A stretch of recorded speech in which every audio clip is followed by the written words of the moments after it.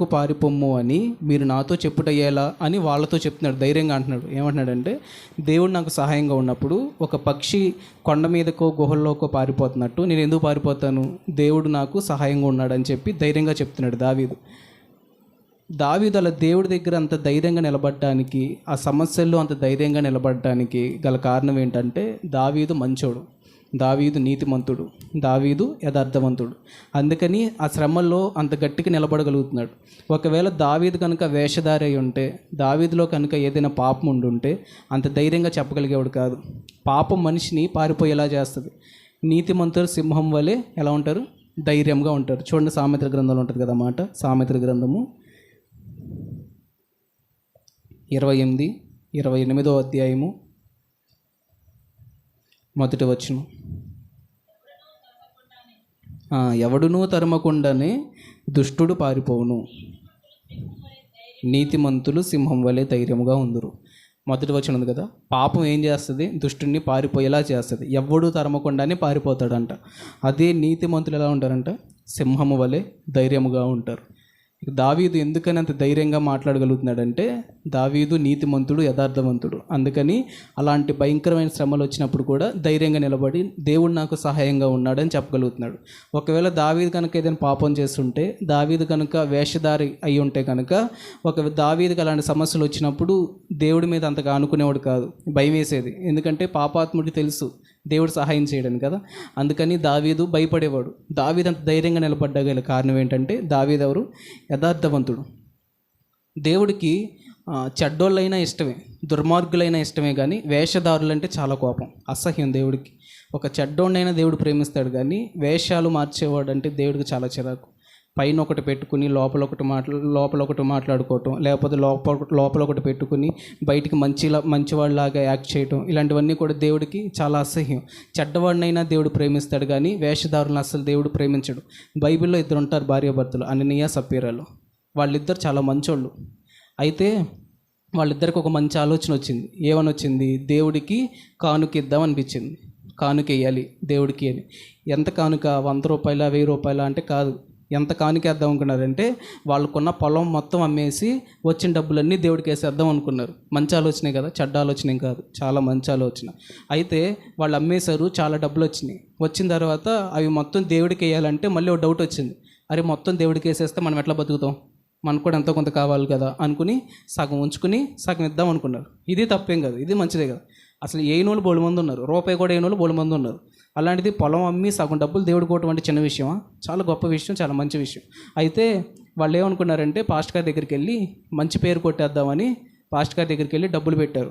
Pastor గారు అన్నారు, ఏమ్మా ఏంటిదంటే, పొలం అమ్మామయ్యా, మొత్తం వచ్చిన డబ్బులన్నీ తీసుకొచ్చేసామన్నారు. కానీ మొత్తం తీసుకురాలి, వాళ్ళని తీసుకొచ్చారు, సగమే తీసుకొచ్చారు. కానీ పాస్టర్ గారితో ఏం చెప్తున్నారు? మొత్తం తీసుకొచ్చేసామన్నారు. అప్పుడు పాస్టర్ గారు అన్నారు, ఏంటి పొలం ఇంతకే అమ్మారా అంటే, అవునయ్యా ఇంతకే అమ్మాం. ఎందుకు ఆ మాటలు? అయ్యా మొత్తం అమ్మేసాము, అమ్మినాక సగం మేము ఉంచుకున్నాం, సగం తీసుకొచ్చామంటే దేవుడు నేను దీవించిగా అనేవాడుగా. కానీ ఏమని చెప్తున్నారు వాళ్ళు? మొత్తం ఇంతకే అమ్మాం, ఇంతే తీసుకొచ్చామన్నారు. అనగానే పాస్టర్ గారు అంటారు, ఎందుకు మీరు దేవుడిని మోసం చేస్తున్నారు అని. అనగానే అక్కడికక్కడే పడి చచ్చిపోయాడు. భూమి మీద ఎంతమంది దుర్మార్గులు లేరా? మనుషుల్ని చంపేసేవాళ్ళు లేరా? ఎంతో దారుణమైన మనుషులు ఉన్నారు, గజ్జ దొంగలు ఉన్నారు. ఇలాంటి వాళ్ళని దేవుడు చంపలేదు, కానీ ఎవరిని చంపేశాడు? కానికేసిన చంపేశాడు. ఎందుకని? వేషధారి. లోపల ఒకటి పెట్టుకున్నాడు, బయట ఒకటి మాట్లాడుతున్నాడు. దేవుడికి చాలా చిరాకు, అసహ్యం. అయితే ఆ భర్త చచ్చిపోయాడు, మోసుకుని వెళ్ళిపోయారు. ఇంతలో భార్య వచ్చింది. ఆమె పేరేంటి? సప్పీరా వచ్చింది లోపలికి. తెలియదు పాపం భర్త చచ్చిపోయాడని. లోపలికి వచ్చినాక పాస్టర్ గారితో చెప్తుంది, అయ్యా మేము ఇలా పొలం అమ్మాము అనగానే పాస్టర్ గారు అన్నారు, మొత్తం ఇదేనమ్మా, ఇంకేమైనా ఉందా మీ ఇంట్లో అంటే, మొత్తం తెచ్చేసామయ్యా అన్నారు. ఈమె కూడా అబద్ధం ఆడేసింది. వచ్చిన వాళ్ళు ఈమెను కూడా మోసుకెళ్ళిపోయారు, ఈమె చచ్చిపోయింది అక్కడ. ఎంత దారుణం కదా. కానుకీసి చచ్చిపోయారు వీళ్ళు. ఎందుకు చచ్చిపోయారంటే, వేషధారులు అంటే దేవుడికి అసలు ఇష్టం ఉండదు. లోపల ఒకటి పెట్టుకుని బయట ఒకటి మాట్లాడేవాళ్ళు అంటే దేవుడికి చాలా చిరాకు. చెడ్డోడినైనా ప్రేమిస్తాడు. పౌలు క్రైస్తవుని చంపేశాడు కదా. క్రైస్తవుని చంపేసే పౌల్ని దేవుడు ఇష్టపడ్డాడు, గొప్ప పరిచర్య చేయడానికి వాడుకున్నాడు. కానీ కానికేసిన అన్నీ సప్పిరాలు చచ్చిపోయారు. ఎందుకంటే వేషధారులు అంటే దేవుడికి ఇష్టం ఉండదు. దేవుడిని మోసం చేద్దాం అనుకున్న వాళ్ళంటే దేవుడికి చాలా అసహ్యం. నేను ఒక పుస్తకంలో చదివా, అతని పేరు లివ్ వాలేస్. న్యూయార్క్ సిటీకి గవర్నర్ అంట, 1870వ సంవత్సరంలో. ఆయన క్రైస్తవులకి చాలా వ్యతిరేకి. క్రైస్తవ్యంలోకి ఎవరైనా మారితే వాళ్ళ మీద తిరుగుబాటు చేస్తాడు, వాళ్ళని హేళన చేస్తూ ఉంటాడు, వాళ్ళని ఏదో రకంగా జైల్లో వేయించాలనుకుంటూ ఉంటాడు. అతని పేరేంటి? Live Wallace. న్యూయార్క్ సిటీకి గవర్నర్. అమెరికాలోనే ఉన్నాడు కానీ క్రైస్తవులు అంటే చాలా వ్యతిరేకి, అసలు ఇష్టం ఉండదు దేవుడు అంటే. అయితే 1873 సంవత్సరంలో ఒక పుస్తకం రాద్దాం అనుకున్నాడంట. దాని పేరు బెన్హర్. ఆ పుస్తకం పేరేంటి? బెన్హర్. ఆ బెన్హర్ అనే పుస్తకానికి అలా టైటిల్ పెట్టి లోపలన్నీ ఏం రాద్దాం అనుకున్నాడంటే, యేసై దేవుడు కాదు, అంత అబద్ధం, క్రైస్తవం అంత అబద్ధం, యేసై చచ్చిపోలేదు, అసలు యేసై అనేవాడు దేవుడే కాదు అని రాద్దామని మొదలుపెట్టాడు. చరిత్ర అంతా వెతుకుతున్నాడు. బైబిల్లో ఉన్న ప్రతి సన్నివేశాన్ని చరిత్రలో నిజంగా ఉందా లేదా అని చెప్పి వెతుకుతూ ఆ పుస్తకాన్ని రాస్తూ ఉన్నాడు. 7 సంవత్సరాలు పట్టిందంట. ఎన్ని సంవత్సరాలు పట్టింది? 7 సంవత్సరాలు పట్టింది. 73లో స్టార్ట్ చేశాడు, 80లో పుస్తకాన్ని ఫినిష్ చేశాడు. 550 పేజీల పుస్తకం. కానీ ఆ పుస్తకం రాసిన తర్వాత ఆయన మారిపోయాడు క్రైస్తవుడిగా. ఎందుకంటే చరిత్రలో ప్రతి సన్నివేశం కనబడుతుంది. అతను ఏమని రాద్దాం అనుకున్నాడంటే, యేసుప్రభు అనేది అసలు అబద్ధం, క్రైస్తవం అనేది ఒక అబద్ధం, యేసుప్రభు పుట్టలేదు, యేసుప్రభు చచ్చిపోలేదు, తిరిగి లెగలేదు, ఇదంతా అబద్ధం అని రాద్దాం అనుకున్నాడు. కానీ ప్రతి సన్నివేశం చరిత్రలో కనబడేసరికి అతను క్రైస్తవుడిగా మారిపోయాడంట. దేవుడు అతన్ని గొప్పగా వాడుకున్నాడు. ఆ పుస్తకం 56 భాషల్లో తర్జుమా అయిందంట. ప్రపంచంలో అనేక ప్రదేశాలు తిరిగి యేసయ్య దేవుడు అని చెప్పి స్వార్థ ప్రకటించాడంట. దేవుడు చెడ్డవాళ్ళనైనా వాడుకుంటాడు, దేవుడు దుర్మార్గులైనా వాడుకుంటాడు, కానీ వేషధారులు అంటే దేవుడికి అసలు ఇష్టం ఉండదు. కీర్తన గ్రంథంలో చూడండి, మన కీర్తనలోకి వచ్చండి, 11వ కీర్తన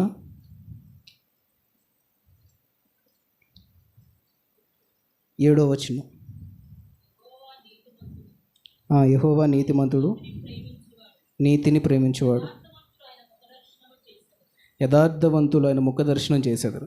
యథార్థవంతులు ఏం చేస్తారంట? ఆయన ముఖ దర్శనం చేస్తారంట.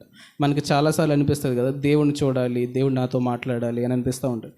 దేవుడు మనతో మాట్లాడాలన్నా, దేవుడు మనకు కనిపించాలన్నా మనం ఎలా ఉండాలంటే యథార్థవంతుల్లాగా ఉండాలి.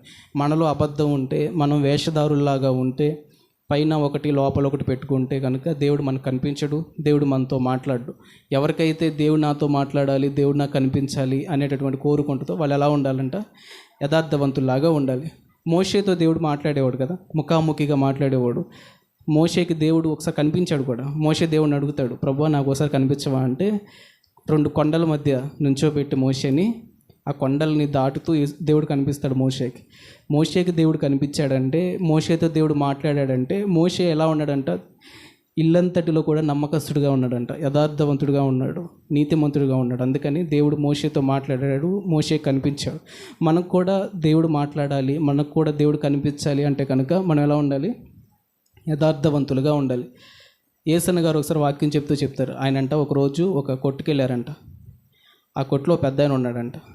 వెళ్ళంగానే పాస్టర్ గారు అని వందనాలు చెప్పాడంట, కూర్చోబెట్టారంట. వాక్యం చెప్తున్నాడంట. ఎవరికి? యేసన్న గారికి ఆయన వాక్యం చెప్తున్నాడు. యేసన్న గారు కొత్త కదా, ఆ సేవలోకి వచ్చిన కొత్తప్పుడు ఆయన వాక్యాన్ని వింటూ ఉన్నాడంట. ప్రతిరోజు ఆ షాప్కి వెళ్ళేవాడు, అక్కడ ఏదో కొనుక్కునేవాళ్ళు, అక్కడ వాక్యం విని వచ్చేవాళ్ళు. అట్లా ఆయనతో చాలా సంబంధం ఏర్పడింది యేసన్న గారికి. అయితే ఒకరోజు ఆయనకి ఎంతమంది పిల్లలు అని చెప్పి అడిగాడంట. ఒక అబ్బాయి, ఒక అమ్మాయి అంట. అయితే ఇంతలో ఒక అతను బియ్యం కొనుక్కోవడానికి వచ్చాడంట షాప్కి. రాగానే ఇప్పుడు చిన్న మార్గం కావాలి ఆయనకి. అందుకని ఏమన్నాడు తెలుసా? చిన్నమ్మాయి అంటాడంట. ఈయన చూస్తున్నాడు, ఇదేంటి ఎండాడే కదా, ఒక అబ్బాయి అమ్మాయి అన్నాడు, చిన్నమ్మాయి నుంచి వచ్చింది అని చూస్తున్నాడంట. ఈలోపు ఒక మరకం పట్టుకొచ్చిందంట, మరకం కొలిసి వేస్తాడు. ఈలోపు ఇంకోటి ఎవడో వచ్చాడంట, వాడు కాస్త పెద్దోడు, గట్టోడు, వాడు అన్ని కొలతలు గట్టిగా చూస్తాడు. ఈసారి నేను పెద్దమ్మాయి అన్నాడంట. అనగానే మళ్ళీ పెద్దమ్మాయి, ఆ అమ్మాయి వచ్చిందంట. మళ్ళీ వచ్చి పెద్ద మరకం పట్టుకొచ్చిందంట. ఈయనకేం అర్థం కావట్లా. చిన్నమ్మాయి అన్న అమ్మాయి వచ్చింది, పెద్దమ్మాయి అన్న అమ్మాయి వచ్చింది, అసలు ఇంకొక అమ్మాయి ఉంది, 2 అమ్మాయిలు ఏంది కథ అని చెప్పి ఆయన అడిగాడంట. ఏందయ్యా కథ అంటే, అప్పుడు మెల్లగా చెప్తున్నాడు, సార్ ఇవన్నీ సహజం సార్, వ్యాపారం చేసేటప్పుడు ఇవన్నీ సహజం, దేవుడే, వ్యాపారమే. చిన్నమ్మాయి అంటే చిన్న మరకం వస్తుంది, పెద్దమ్మాయి అంటే మా అమ్మాయే పెద్ద మరకం పట్టుకొచ్చింది. వాడిని కాస్త గట్టోడు అనుకోండి, పెద్ద మరకం. పిల్లలు ఎవరైనా వచ్చారనుకోండి, ఏమవుతుంది? చిన్న మరకం అవుతుంది. అంత వేషధారి. ఓన్లీ మందిరం వరకే, వాక్యం వరకే. ఆయనకి ఎట్లా ఉన్నాడంటే పరిశుద్ధంగా ఉన్నాడు. ఇక ఆ తర్వాత వ్యాపారాన్ని వ్యాపారంలాగానే చేసుకుంటున్నాడు. మనం కనుక ఇట్లా వేషధారులాగా ఉంటే కనుక దేవుడు మనతో మాట్లాడు. బైబిల్లో ఉంది కదా, ఏమనుంది? యథార్థవంతుల కంటే ఆయన ముఖదర్శనం చేస్తారంట. మొదట ఏం చదువుకున్నాం, యథార్థవంతులు ఎలా ఉంటారు, సింహం వల్ల ధైర్యంగా ఉంటారు కదా నీతిమంతులు. అలాగే ఇక్కడ చూడండి, యథార్థవంతులు ఆయన ముఖదర్శనం చేస్తారు. దేవుడు అంట అలాంటి వాళ్ళకి కనిపిస్తాడంట, అలాంటి వారితో దేవుడు మాట్లాడతాడంట. మరొకటి చూద్దాం చూడండి, సామెతల గ్రంథం 28వ అధ్యాయం 10వ వచనం.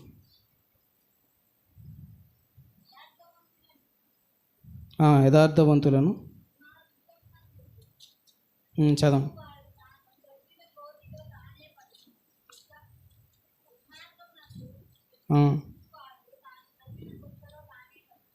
యథార్థవంతులు అది కావాలి తర్వాత మనకి. యథార్థవంతులు మేలైన దానిని స్వతంత్రించుకుంటారు. యథార్థవంతులు ఏం చేస్తారంట, మేలైన దానిని స్వతంత్రించుకుంటారంట.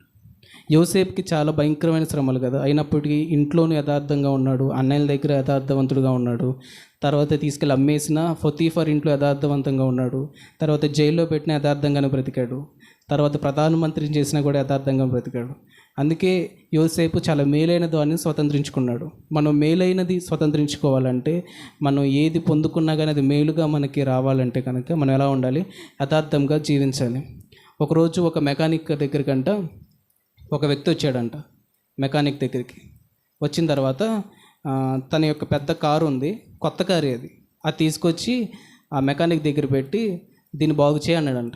అంతా బాగానే ఉంది కదా సార్ అన్నాడంట. లేదు లేదు లేదు, నువ్వు ఏదో రాసే, దొంగ లెక్కలైనా రాసే, దీనికి పెద్ద బిల్లే అన్నాడంట. పెద్ద బిల్లే అన్నాడంట.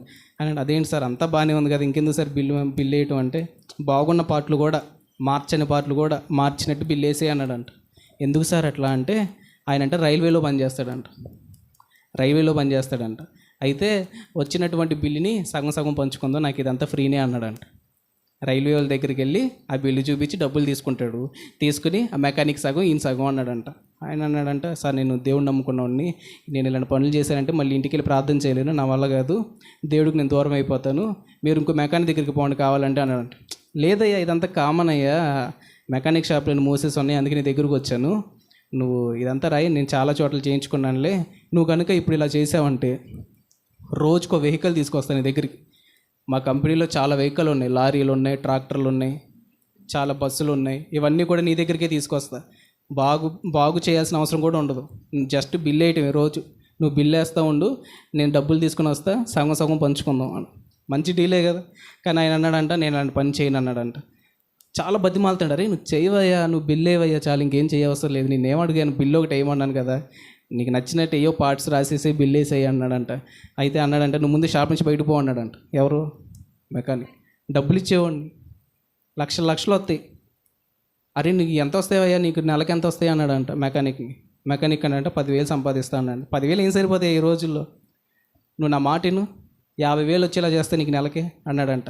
నువ్వు ముందు షాప్ నుంచి బయటకు వెళ్ళిపో అన్నాడంట. ఆ వ్యక్తి వెంటనే షేక్ హ్యాండ్ ఇచ్చాడంట. అతను అన్నాడంటే, నేను లేలేండ్ అనే కంపెనీ నుంచి వచ్చాను, కార్ల కంపెనీ నుంచి, మాకు ఒక నమ్మకమైన పనుడు కావాలి, చాలా చోట్ల చూసే కానీ అందరూ మోసపోయారు, కానీ నువ్వు ఒక్కడివి ధైర్యంగా నిలబడ్డావు, నిన్ను అంత తొందరగా నిన్ను తప్పు త్రోవలో పట్టించలేరు ఎవరు కూడా, నీకు నెలకి 30,000 ఇస్తాం, మా కంపెనీలో జాయిన్ అవ్వు, నీకు ఫుడ్ మేమే పెడతాం, రూమ్ మేమే ఇస్తామన్నారంట. ఇది గొప్ప విషయం కదా. నిజంగా వేషధారణ ఉంటే కనుక, మనలో యథార్థత లేకపోతే కనుక మనం మేలైనది ఏది స్వతంత్రించుకోలేం. కొన్నిసార్లు మనకు అలాంటి దేవుడు కావాలనే పరీక్ష పెడతాడు, మనం ఎక్కడ పడిపోతామా లేక నిలబడతామా అని. మనం కనుక యథార్థంగా నిలబడగలిగితే కనుక మనం మేలైన దాన్ని స్వతంత్రించుకుంటాం. చదువుకునేటప్పుడు ఒక సంవత్సరం టైం ఉంటుంది చదువుకోవడానికి. సంవత్సరం అంతా వేస్ట్ చేసేసుకుని ఆఖరిలో ఎగ్జామ్స్ వచ్చినప్పుడు సరిగ్గా రాయకుండా, ఆ తర్వాత ప్రభువా నన్ను పాస్ చేయను ఆయన, రోజుకి 5 అధ్యాయాలు బైబిల్ చదువుతా, నాయన నన్ను పాస్ చేయను ఆయన, రోజు ప్రార్థనకు ముందు నేనే ఉంటా, అరగంట ముందు ఉంటా. ఇట్లాంటి తీర్మానాలు చేసుకుంటే దేవుడు పాస్ చేసేస్తాడా? అప్పుడు దేవుడు కూడా అన్యాయస్తుడు అవుతాడు. దేవుడు యథార్థవంతుడు కదా. ఒకవేళ దేవుడు అన్యాయస్తుడు అయితే కనుక క్రైస్తవులు ఫస్ట్ ర్యాంక్ రావాలి. అందుకే స్టేట్ ఫస్ట్ ఎవరు రావాలి? క్రైస్తవులకు రావాలి. కాలేజీ ఫస్ట్లు, లేకపోతే ఎంసెట్లు కోచింగ్ కూడా అవసరం లేదు. ఇంకా ఎట్లా పడితే అట్లా జీవించేసి ప్రార్థన చేస్తే ఫస్ట్ వచ్చేయాలి.